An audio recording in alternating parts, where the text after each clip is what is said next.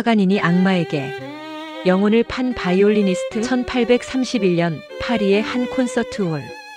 청중들은 무대 위 한 남자를 보며 공포에 질렸습니다. 그는 인간이 아니었습니다.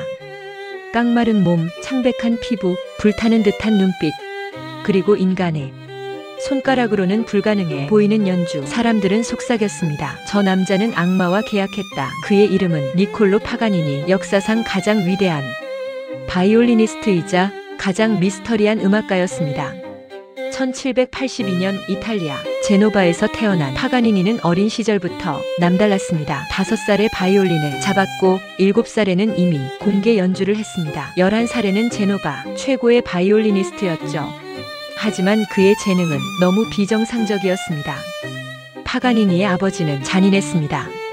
아들을 하루 종일 방에 가두고 연습만 시켰죠.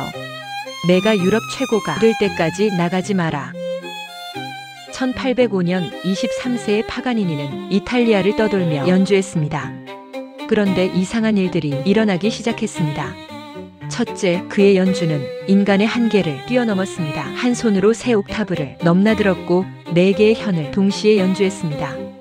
심지어 현이 끊어져도 남은 한 개의 현으로 곡을 완주했죠.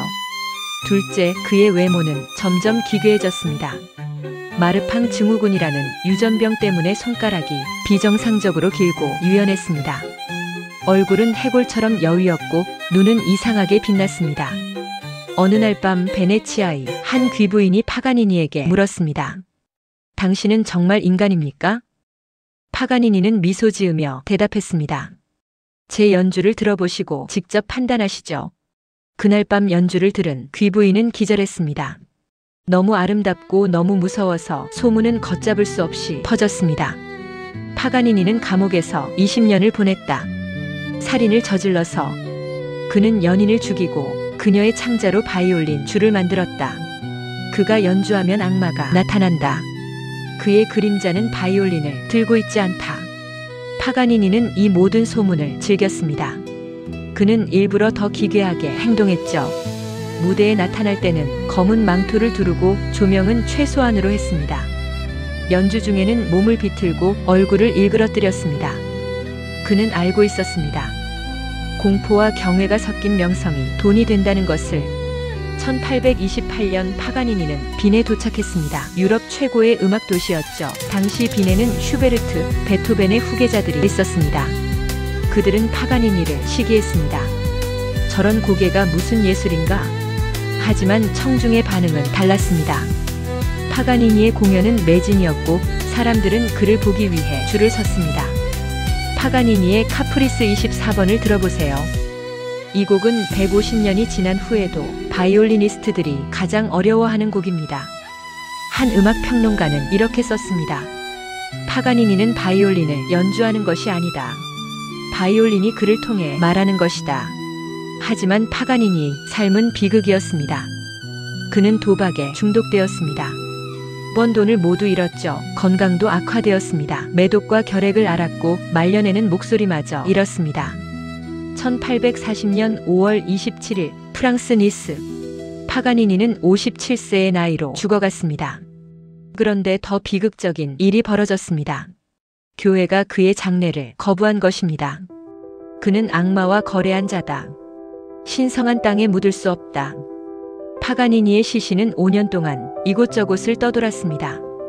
1876년 그가 죽은 지 36년 만에 마침내 파가니니는 고향 제노바에 묻혔습니다.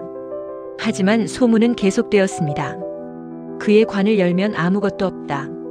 악마가 그의 시신을 가져갔다. 물론 거짓말이었습니다.